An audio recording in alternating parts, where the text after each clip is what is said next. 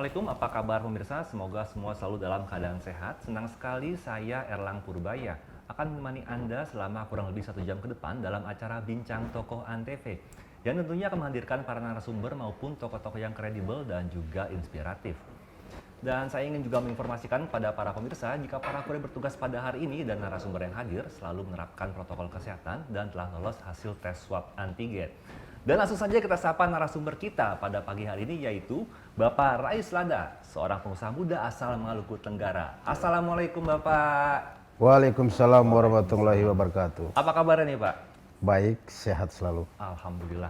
Pak, ini ngomong-ngomong saya lebih enak manggil Bapak atau Abang nih? Abang aja. Abang, mengingat usia masih terbilang muda ya Bang ya? Tentu ya dong. Abang, dibesarkan di Maluku Tenggara, Kecamatan Kei Besar Utara Barat, Desa Faa. Betul ya, Bang, sekali. Ya? Bisa ceritakan sih Bang, masa kecil Abang itu seperti apa nih Bang? Jadi waktu masa kecil saya, tepatnya saya di Desa Faa. Ya. Pada saat itu saya di usia 5 tahun. Saya sekolah di SD Fresh Faa.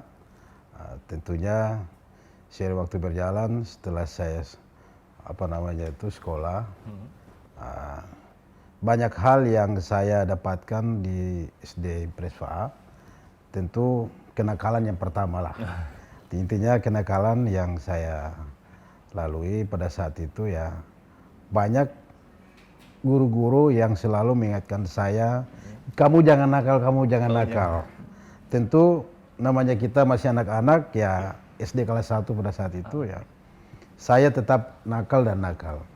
Sehingga masuk SMP SD kelas 2, pada saat itu saya selalu mendengar dari orang tua mengingatkan saya pada saat sekolah SD, tolong kamu jangan nakal dan kamu harus banyak belajar.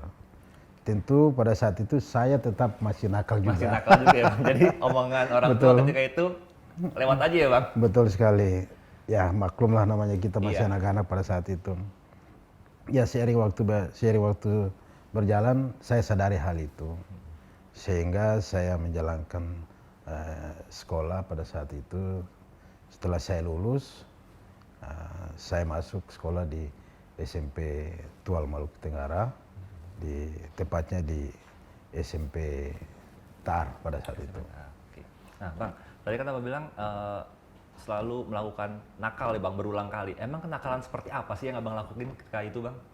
Jadi biasanya kalau saya main pada sekolah, pada saat saya sekolah, itu biasanya di saat belajar, saya selalu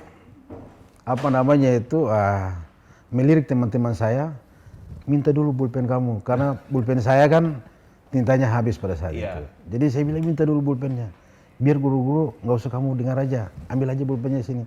Saya pinjam, karena pada saat itu saya ketua rombongan pada saat yang di dalam sekolah saya yang sering paling nakal. Oh, okay. Berarti Abang dulu tuh ada teman-temannya gak sih Bang? Maksudnya kayak kelompok lah ya, yang Abang sering kumpul ketika ada. itu? Jadi kita ada kelompok. Tentu memang saya yang dituakan pada saat itu. Jadi setiap guru saya mengajarkan, misalnya katakanlah kalian hari ini ada PR bahasa Indonesia. Lalu saya selalu sampaikan ke teman-teman saya bahwa kalian jangan belajar, pokoknya kita main aja. Kita belajar nanti aja. Iya. Nah disitulah sering guru kita yang mengajarkan kita supaya jangan kalian nggak boleh belajar, tetap harus belajar. Oh, oke. Gitu. Lalu guru apa nih yang paling sering marah sama Abang ketika itu? Guru bahasa Inggris. Bahasa Inggris, kenapa Bang? Karena saya nggak tahu bahasa Inggris. Jadi termasuk itu berarti sering bolos mata pelajaran dong Bang kalau bahasa Inggris Bang? Tentu. Nah Bang, jarak dari rumah Abang ke sekolahan ketika itu jauh gak sih Bang? Kalau waktu di kampung itu jaraknya itu kurang lebih setengah kilo. Setengah kilo. Ya. Jadi termasuk dekat ya Bang ya? Dekat. Berarti Abang tuh berjalan kaki sama teman-teman atau gimana? Jalan kaki. Jalan kaki. Karena kalau di kampung kan belum ada kendaraan. Belum ada kendaraan. Ya. Iya. Jadi kita sering jalan kaki. Nah, selepas pulang sekolah biasanya Abang sama teman-teman tetap main atau langsung pulang ke rumah dulu atau gimana Bang? Biasanya kalau pulang sekolah langsung ke rumah dulu. Langsung ke rumah dulu. Habis makan ya udah main lagi. Main lagi. Oke, Bang. Tadi kan orang tua juga suka berpesan sama Abang, jangan nakal, jangan nakal. Emang didikan orang tua kepada Abang tuh seperti apa ketika itu, Bang? Jadi didikan orang tua itu mereka selalu mengingatkan saya supaya kalau kamu jadi manusia, kamu harus belajar. Karena ibu ini bukan artinya orang sekolah. Ibu ini kan petani. Nah, tentu ibu menyarankan supaya kamu itu harus sekolah biar ibu itu bangga menjadi manusia gitu. Oke. Kalau dari secara kedekatan, Abang lebih dekat sama ibu atau sama ayah? Dua-duanya. Dua-duanya dekat. Ya. Yang paling galak siapa, Bang? Ibu. Ibu. Kenapa bisa ibu paling galak, Bang? Waduh. Jadi lebih takut sama ibu ya, Bang? Ya, Dibanding sama ayah. saya lebih takut sama ibu karena kalau di rumah itu sungguh luar biasa. Jadi setiap jam belajar harus benar-benar belajar. Tapi saya selalu nggak mau belajar. Iya. Kalau ayah sendiri gimana? Sosok ayah tuh di mata Abang seperti apa? Kalau sosok ayah tentu beliau itu sangat saya banggakan untuk beliau, dan beliau sudah almarhum dua-duanya. Tentu selalu mengingatkan saya bahwa kamu harus banyak belajar dan harus sekolah supaya kamu itu menjadi kebanggaan orang tua. Oke, terakhir Bang, sebelum kita menutup segmen satu ini, pesan orang tua yang paling Abang ingat sampai saat ini apa? Pesan orang tua pada saat itu, beliau hanya berdoa untuk saya tidak boleh nakal, itu satu. Yang kedua, pokoknya tugas-tugas mata pelajaran sekolah kamu harus kerjakan dan banyak belajar supaya kamu itu jadi anak yang pintar dan sukses, kebanggaan untuk orang tua. Luar biasa sekali. Dan pemirsa, jangan kemana-mana, kita masih akan kembali lagi setelah komersial break berikut ini. Masih bersama saya Erlang dan juga tentunya Bang Rais Rada. Siap. Tadi di segmen sebelumnya kita sudah membicarakan masa kecil ya Bang ya. Menarik sekali ya Bang ya. Abang ternyata suka atau sering dimarahin sama guru bahasa Inggris ya Bang ya. Masih juga ngerasain bolos-bolosnya mata pelajaran ya Bang ya. Betul sekali. Dan yang paling menarik ternyata Abang paling takut sama ibu dibanding sama ayah. Betul sekali. Nah itu luar biasa sekali pemirsa. Dan sekarang saya mau beralih ke masa-masa remaja menuju dewasa nih Bang. Agak serius sedikit nih Bang nih. Ini gimana nih Bang masa-masa itu Bang? Bisa ceritain nggak sih Bang? Jadi waktu masa saya masuk SMP, Ya, SMP. di Kota Tual, Maluku Tenggara, tepatnya di SMP 3 Tar. Waktu saya masuk SMP kelas 1, memang di situ saya banyak pengalaman yang saya dapat dari guru-guru sekolah. Tentu banyak teman-teman yang baru, kita bersama-sama. Pada saat itu memang pengalamannya cukup luar biasa, karena pada saat itu saya masuk di kota, sekolah di kota. Beda ya Bang? Ya, jadi beda di kampung dengan di kota, Iya, kan benar kira-kira sekali, begitu. Bang. Gimana rasanya tuh beradaptasi Jadi Bang nih? adaptasinya memang pertama-tama, wah ini luar biasa juga. Tapi pertama-tama saya sangat malu juga karena saya orang kampung kan. Jadi pada saat saya masuk ke SMP kelas 1, nah saya mendapatkan banyak pengalaman pada saat saya di SMP. Tentu pertama-tama banyak teman, dan ya artinya kita teman-teman yang satu sekolah dengan saya. Tentu ada hal pernah yang saya dapatkan itu karena kita bersama-sama pada saat belajar, ada salah satu guru bahasa Indonesia menyampaikan bahwa kalian kalau mau jadi orang sukses, dengarlah pertama-tama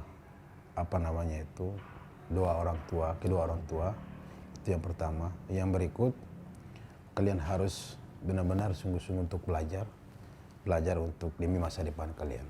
Pada saat saya di SMP kelas 1 3 Tar. Jadi ketika mendengar itu Abang langsung saya merasa terpanggil pada saat itu. Tadi kan Abang, ini menarik juga nih Bang. Abang dari kampung ya, dari desa belajar ke kota. ya kan? Agak minder nih Bang, tadi kan Abang bilang kan. Adaptasinya seperti apa sih Bang? Apa yang Abang lakukan ketika itu untuk bisa beradaptasi dengan teman-teman sebaya? Ya, jadi pertama-tama memang saya masuk kota itu karena kan ini kita bicara kota. Iya. Tentu saya merasa minder bahwa ini tidak sama dengan kehidupan saya sehari-hari di kampung. Iya. Nah, begitu saya masuk kota, jadi artinya keseharian itu sangat berbeda lah. Berbeda. Nah, sehingga saya mengadaptasi diri supaya saya bisa mengadaptasi sesuai dengan keseharian di kota. Bisa berbaur gitu ya Bisa Bang ya? membaur lah, intinya seperti itu. Tapi ketika belajar di kota itu ada ketakutan nggak sih dari diri Abang sendiri Bang? Tentu banyak ketakutan. Bukan ada ketakutan, Gimana tapi nih, banyak Bang? ketakutan. Ketakutannya seperti apa nih Bang? Jadi pada saat saya belajar bersama teman-teman, memang banyak yang pintar lah. Oke. Karena saya pada saat di SD, karena banyak hal tidak memiliki ilmu pengetahuan, sehingga saya masuk ke SMP, saya mengalami ilmu pengetahuan beberapa teman-teman saya, sehingga pada saat itu mereka mengajarkan saya kembali. Oh, oke. Pada saat itu. Iya. Sehingga saya merasa malu dan tidak pede, tapi saya percaya diri, Percaya diri. bahwa satu saat saya akan bisa. Kira-kira begitu. Nah, ketika Abang tidak bisa dan diajarkan oleh teman-teman di SMP, ada penyesalan nggak sih Bang ketika, aduh nyesal juga ya ternyata SD bandel-bandel gitu kan, bolos mata pelajaran, sekarang ngulang-ngulang lagi gitu kan. Gimana tuh Bang? Dan memang pada saat itu saya sangat menyesal sekali ya. Iya. Karena saya tidak pernah mengalami hal yang sama seperti saya di kampung pada saat itu. Gitu. Iya. Bang, saya penasaran nih Bang. Cita-cita Abang ketika kecil itu apa sih Bang? Biasanya orang-orang nih Bang, anak kecil ya biasanya menjadi tentara, pilot, dan dokter dan sejenis itulah Bang. Kalau Abang sendiri Cita-cita saya pada saat itu memang rencana mau jadi tentara. mau jadi tentara. Ya. Tapi setelah saya lulus, tidak terkabul niat impian saya sebagai tentara pada saat itu. Tapi menyesal nggak Abang tidak berhasil mewujudkan cita-cita Abang? Memang pertama-tama saya sangat menyesal, tapi pada saat saya lalui penyesalan itu, ya apa yang harus kita sesalkan lagi karena itu terjadi. Dan memang saya berjuang dalam arti, ya inilah kesalahan saya semasa saya masih muda. Sebelum saya sukses, tentu saya harus melakukan yang terbaik. Mungkin saya bisa membalas penyelesaian saya pada saat saya di masa muda pada saat itu. Luar biasa sekali. Nah Bang, ketika di SMP ini Abang masih ngelakuin hal-hal yang sama gak sih Bang ketika di kampung halaman di SD gitu Bang? Ya. Bolos mata pelajaran atau gimana ngerjain PR gitu Bang? Kalau di semasa saya di SMP itu, tentu memang ada 1-2 kali bolos ya. Tetapi ya saya lebih berharap bahwa dalam prinsip pribadi saya bahwa untuk bolos ini saya rasa tidak ada maknanya.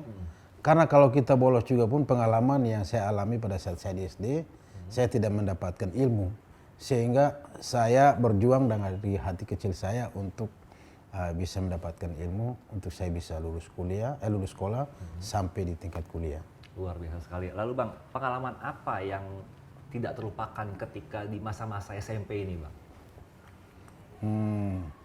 Kalau pengalaman apa yang tidak pernah saya lupakan pada saat saya di SMP itu, memang ada satu hal yang pernah saya alami di saat orang tua saya lagi berupaya untuk mencari nafkah untuk memenuhi kebutuhan sekolah saya, tapi tidak terpenuhi pada saat itu. Sehingga saya merasa penyesalan pada saat saya sekolah, itu yang membuat saya sampai sekarang saya tidak pernah lupa orang tua saya. Oke, ya jadi gigihnya orang tua untuk mencari nafkah Abang sekolah ya Bang ya? Betul. Bang, saya penasaran nih Bang nih. Penasaran banget nih Bang nih. Abang ketika SMP nih Bang, ngerasain gak sih Bang namanya cinta-cinta monyet Bang? Ya kan pasti nih Bang nih, saya nggak tahu nih Bang ya. Biasanya nih Bang, masa-masa remaja ini kan masa-masa mencari jati diri juga nih Bang, termasuk ke SMA juga kan. melihat sosok perempuan? Ada ngerasain nggak sih Bang? Apa ya? Cinta-cinta monyet anak sekolah Bang? Gimana Bang? Kalau pengalaman waktu masa saya SMP, memang banyak cinta monyet.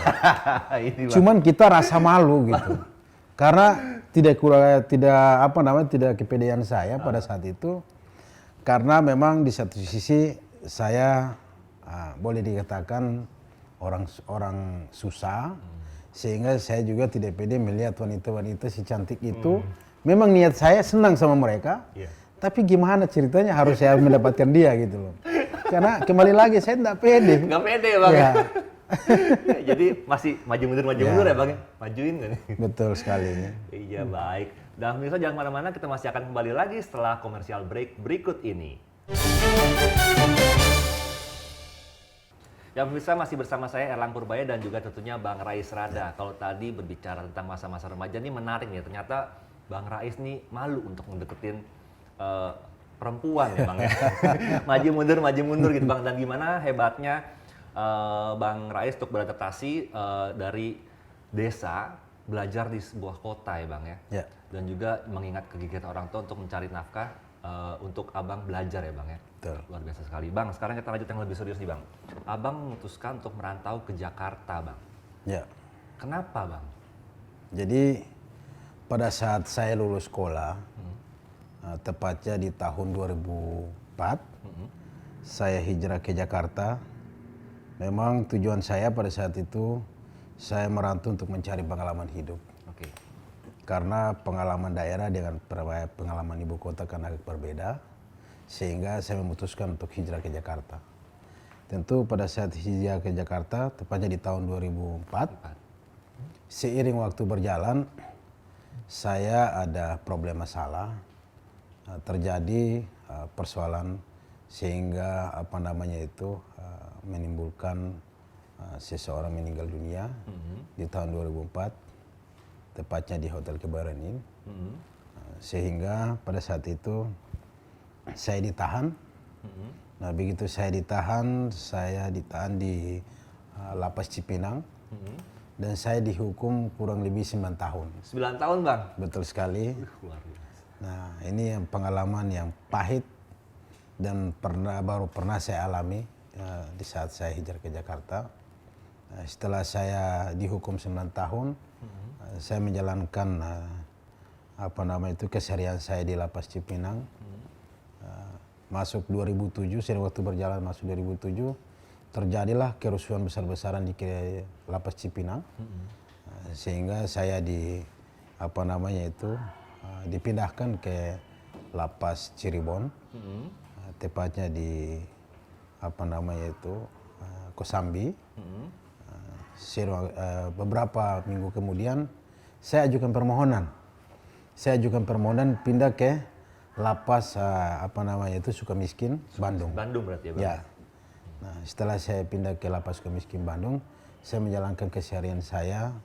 Tentu saya sangat juga berterima kasih kepada pegawai Lapas Cipinang maupun Lapas Cirebon, baik Lapas Sukamiskin Bandung. Mereka sangat memberikan banyak motivasi kepada saya, sehingga saya menyadari hal yang pernah saya lakukan, sehingga saya bisa masuk selama 9 tahun, dihukum 9 tahun. Setelah itu saya ajukan permohonan terakhir, pindah ke Lapas Terbuka di Cinere. Lapas Terbuka Ya, Cinere. setelah saya masuk jalankan hukuman kurang lebih 2009, saya ajukan PB di Lapas Terbuka di Cinere. Saya ajukan PB, pembebasan bersyarat. Jadi saya jalanin 2/3-nya. Oke, diperpendek berarti ya Bang? Ya, jadi saya bebas tepatnya di tahun 2009. Setelah saya bebas, saya menjalankan hukuman sisa saya di luar. Ya harus berbuat baik terhadap masyarakat beserta teman-teman yang ada di luar. Setelah saya menjalankan sepenuhnya masa tahanan saya di luar, tepatnya di 2012 selesai masa tahanan saya. Luar biasa sekali. Lalu cara pandang Abang ketika itu gimana Bang? Ketika merantau ke Jakarta dan terkena kasus Bang, dan akhirnya dipenjara selama 9 tahun. Ya. Gimana cara pandang Abang ketika itu? Jadi memang ini satu pengalaman yang saya lalui pada saat saya merantau ke Jakarta. Ya. 2004 itu, seiring waktu berjalan terjadilah kasus dengan tahun yang sama. Memang persoalan yang saya tidak bisa menjelaskan, dan memang persoalan kasus ini sehingga memberatkan saya dihukum 9 tahun. Tentunya saya merasa merasa bersalah pada saat itu. Dan memang penyesalan itu memang biasanya Belakangan ya Bang? belakangan. Benar. Tapi setelah saya menjalankan keseharian saya di dalam itu, tentu saya banyak belajar di dalam. Istilah kita di luar di dalam itu, kita lagi kuliah. Kuliah. Ya, tentu pada saat saya kuliah itu memang banyak pelajaran yang saya dapat. Motivasi juga yang pernah saya dapat beberapa sesepuh yang ada di dalam. Itu yang membuat saya merasa bangkit kembali, bahwa saya berjanji pada saat itu bahwa kalau saya keluar, dan insya Allah saya memutuskan, saya meninggalkan masa lalu saya. Dan saya ingin menjadi orang yang sukses seperti pesan orang tua saya di zaman dahulu itu. Nah, oleh sebab itu. Luar biasa sekali. Akhirnya memutuskan untuk meninggalkan dunia kelam ya Bang. Betul. Apa reaksi orang tua ketika itu Bang? Jadi Dan keluarga besar ya? reaksi keluarga itu, mereka selalu mendukung dan memberikan support atas kejadian saya lalui. Dan mereka meminta supaya kalau bisa beberapa keluarga yang tinggal di Jakarta tolong untuk membantu supaya yang pertama adalah bisa membebaskan saya, yang kedua, dan memang mereka berharap supaya putus jaringan dengannya karena sudah menghilangkan nyawa seseorang.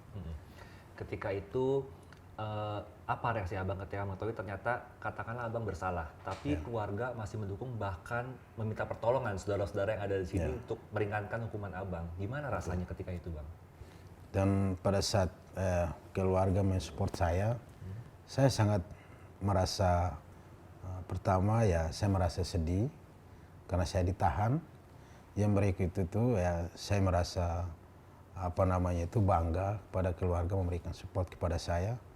Tentu pertama-tama saya juga menyampaikan kepada abang saya yang selama ini menjunjung saya pada saat di saat saya lagi masa kesulitan, itu adalah Bung John K. yang selalu, beliau yang memberikan saya support selalu ya Bang ya? Selalu, dan saya selalu sangat berterima kasih kepada beliau sehingga saya bisa menjadi orang sukses saat ini. Luar biasa sekali. Abang memutuskan menjadi seorang pengusaha. Usaha apa ketika itu Bang?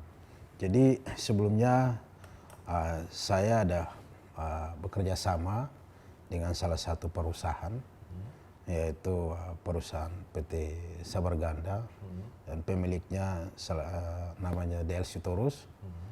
Pada saat itu saya bekerja sama dan beliau meminta saya untuk bekerja dengan beliau.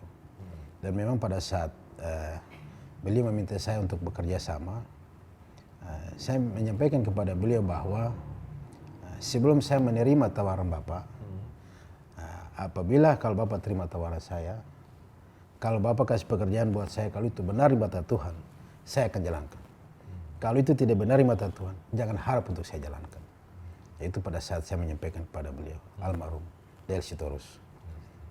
Sehingga beliau menerima bahwa saya akan terima tawaran kamu. Gimana rasanya Bang diberi tanggung jawab untuk menjadi seorang pengusaha, diberikan jabatan sama almarhum DL Sitorus? Jadi almarhum memberikan jabatan kepada saya itu, memang saya menjalankan beberapa perusahaan, dan tentu bukan dari PT Sabarganda saja, tetapi ada beberapa perusahaan di luar dari PT Sabarganda. Ya salah satu ya yang saya tempati di sini.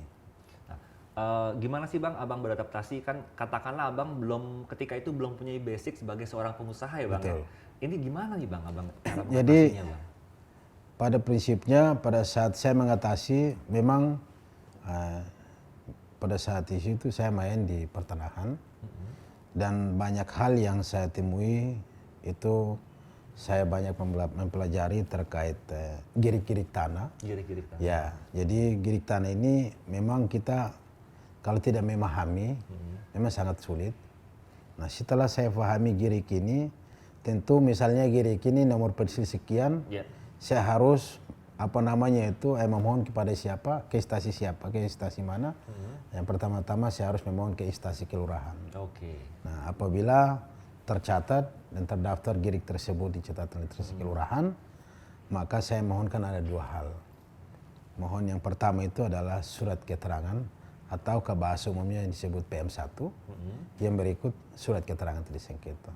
Oke. Apabila terpenuhi dua surat permohonan itu, maka permohonan terakhir kita mengajukan SHM di BPN. BPN. Jadi BPN bertingkat ya Bang? Betul gitu ya, Bang? sekali. Betul sekali. Disitulah pengalaman saya sehingga saya mengalami sulitnya proses ya, sampai saat ini ya alhamdulillah saya sudah menguasai secara walaupun tidak menyeluruh tapi 80% saya sudah mempelajari dan sudah mengetahui secara keseluruhan. Luar biasa sekali. Dan pemirsa, kita masih akan kembali lagi setelah komersial break berikut ini. Ya pemirsa, masih bersama saya Erlang dan juga Bang Rais Rada. Baik. Tadi banyak sekali cerita yang di segmen sebelumnya ya Bang ya. Abang pernah terjebak dalam dunia kelam namun memutuskan untuk menjadi seorang pengusaha nih Bang ya. Walaupun tadi Abang bilang belum menguasai sepenuhnya 100% ya Bang, tapi sekitar 80% itu menurut saya udah hebat nih Bang. Siap. Kesulitannya apa sih Bang lika-likunya nih Bang menjadi seorang pengusaha nih Bang? Jadi kita menjadi seorang pengusaha itu tentu yang pertama-tama apabila kita salah satu contoh saya kasih gambaran bahwa kalau misalnya kita mengurus salah satu tanah, katakanlah tanah itu suratnya memang resmi, tetapi prosesnya ini memang memerlukan tenaga pikiran. Karena kita memerlukan tenaga pikiran ini bukan karena apa, tentu kita harus menghadap ke instansi-instansi yang dimana belum tentu instansi-instansi tersebut atau ke instansi terkait bisa menyelesaikan satu persoalan yang dimana kita sebagai masyarakat yang selalu memohon pada instansi terkait. Nah, kesulitan itu tentunya pada saat yang saya lalui memang ada bermacam-macam persoalan. Kenapa sampai saya katakan itu banyak bermacam-macam persoalan kasus yang saya alami pada saat itu. Ya, contoh kecil seperti kayak surat girik. Ya. Girik ini kan kita memohon benar-benar kita mengacu kepada ahli waris. Ya. Dan ahli waris tersebut ini adalah ahli waris kita sendiri yang kita sudah MOU. Tentu girik ini harus kita bawa ke instansi kelurahan. Nah, di situ yang selalu terjadi problem di instansi kelurahan, banyak tumpang tindih. Ada yang mengatakan bahwa ini hak milik ahli waris juga. Nah, memang banyak hal yang terjadi di kelurahan karena banyak yang mengklaim. Tentu banyak orang yang mengklaim, kita juga mengklaim dalam arti surat ini benar-benar punya milik ahli waris. Tetapi pada saat kita memohon ke kelurahan, kelurahan juga selalu mengatakan ada orang mengatakan juga mereka juga sebagai ahli waris.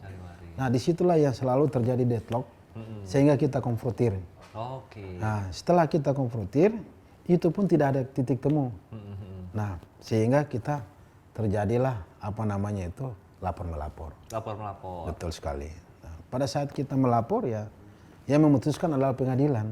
Oh, langsung pengadilan yang memutuskan ya Bang ya? Nah, apabila dokumen kita berkekuatan hukum tetap, ya disitulah pengadilan akan memutuskan ya kitalah sebagai pemilik yang sah. Nah, itulah yang sering terjadi.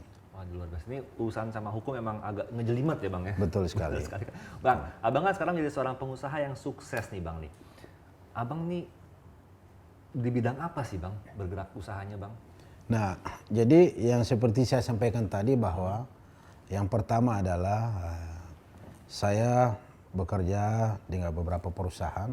Yang pertama adalah perusahaan PT Sabar Ganda bergerak di bidang properti.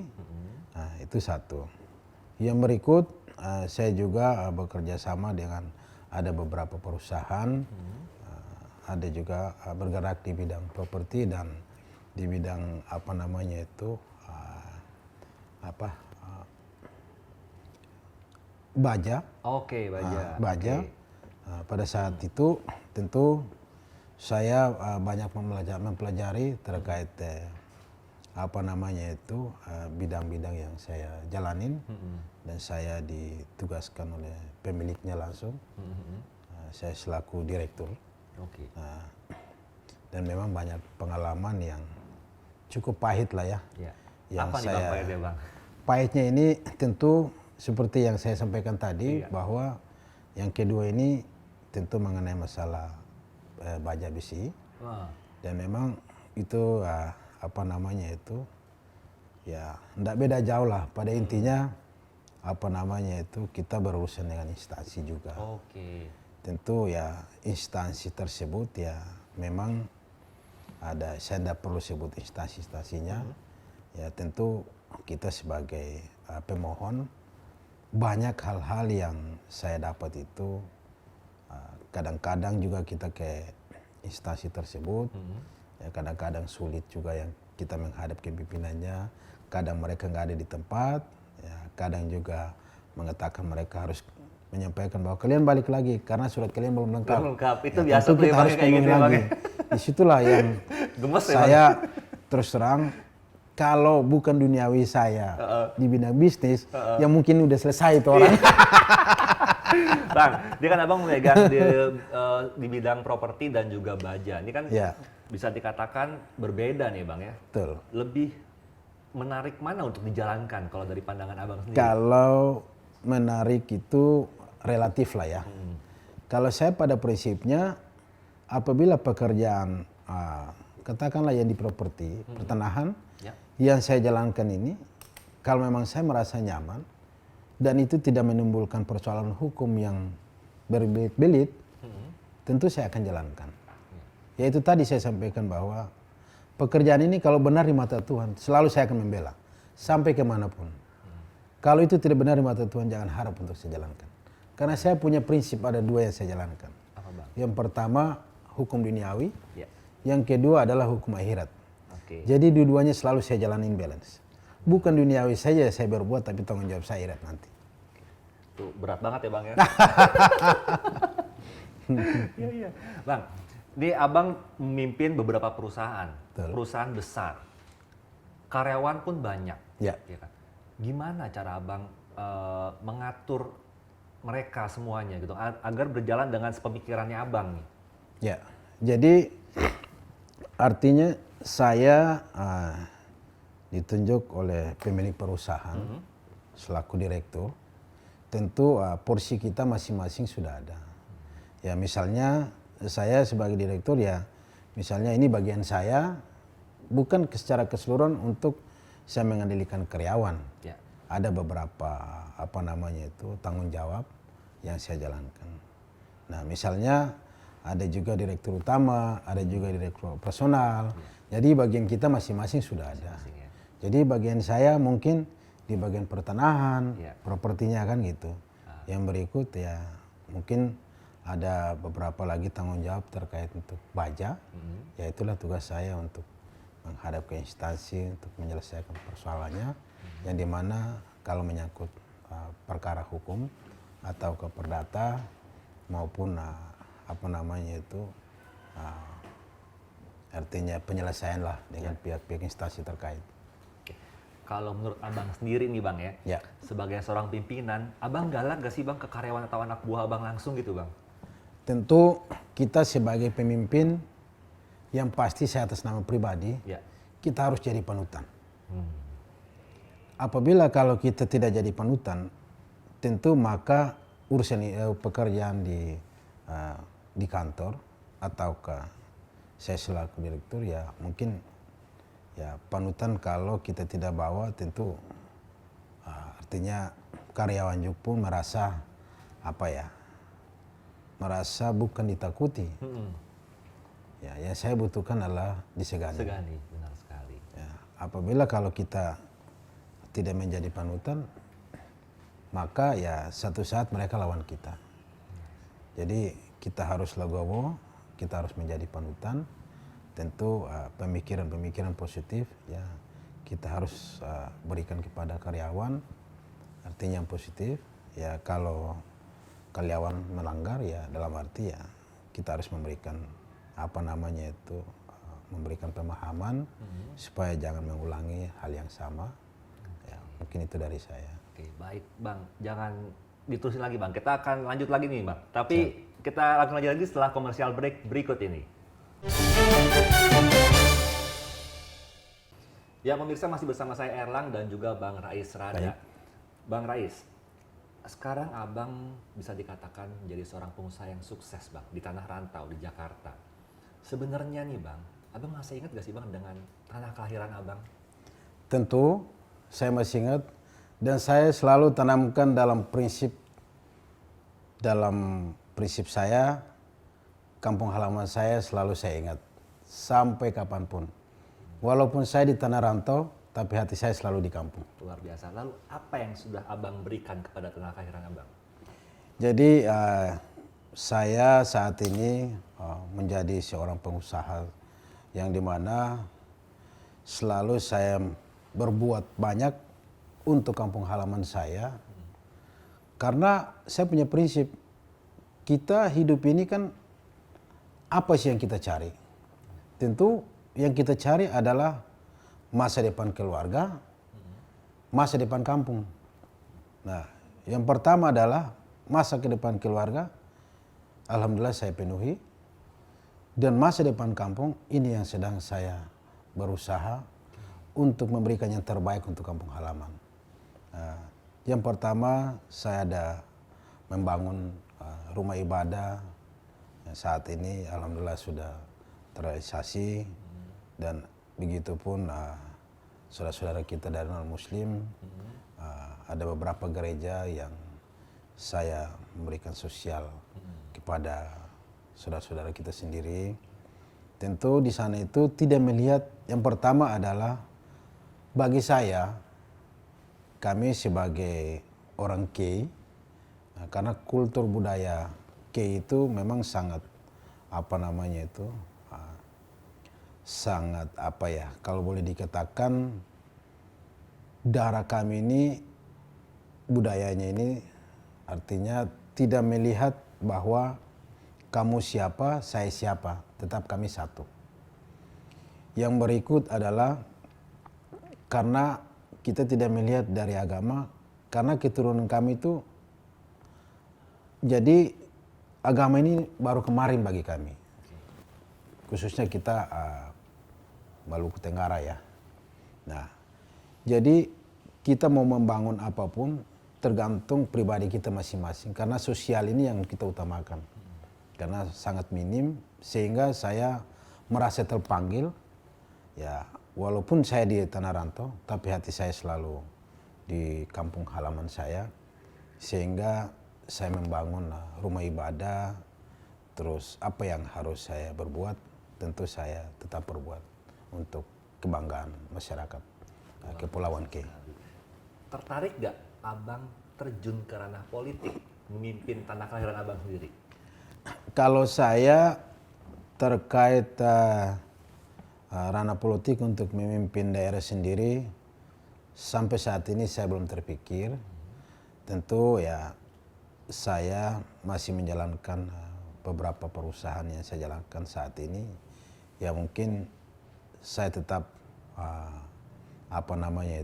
menjalankan usaha saya. Ya kita tidak tahu ke depannya. Tentu terkait memimpin itu ya itu kembali lagi kepada diri kita masing-masing. Benar. Karena memimpin ini kan tidak mudah. Karena saya sudah memimpin saat ini. Kan kira-kira begitu. Saya saat ini sudah memimpin. Artinya walaupun saya di tanah rantau tapi hati saya sudah saya memimpin di kampung. Kira-kira begitu Bang. Kira-kira begitu ya Bang. Bang, tadi Abang berbicara tentang prinsip Bang. Sebenarnya prinsip hidup apa sih yang Abang pegang teguh sampai saat ini Bang? Pertama-tama saya atas nama pribadi ada 2 hukum yang saya jalani dalam prinsip hidup saya.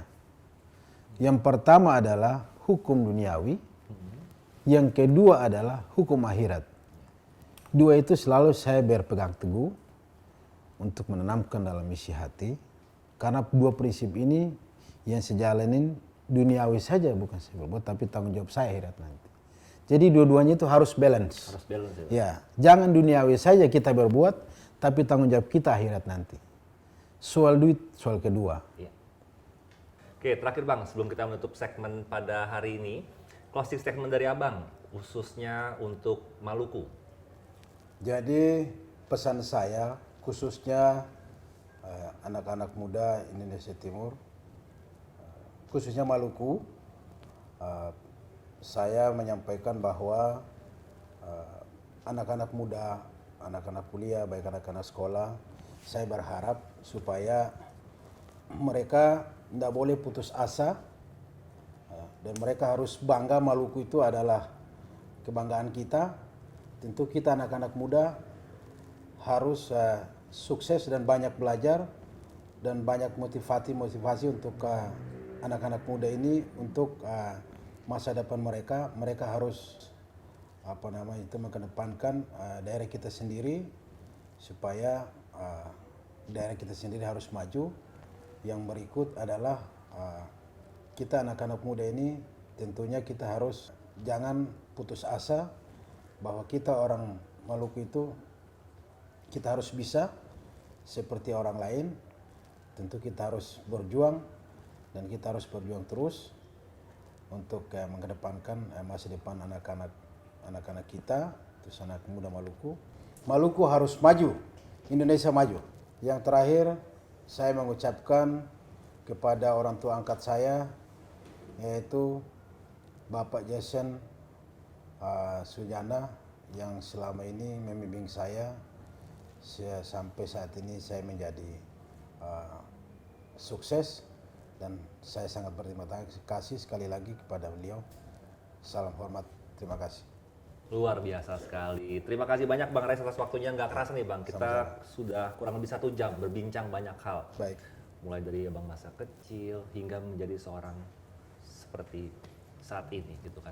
Terima kasih banyak atas waktunya Bang. Mungkin kita nanti bisa bertemu di lain waktu. Mudah-mudahan saya bisa datang ke kampung halaman Abang. Amin. Kalau Abang mengundang juga. Amin. Terima kasih banyak atas waktunya dan sama-sama. Saya Erlang Purbaya pamit undur diri dulu dan juga tentunya Bang Rais Rada. Sampai jumpa di acara Bincang Tokoh selanjutnya. Sampai jumpa dan wassalamualaikum warahmatullahi wabarakatuh.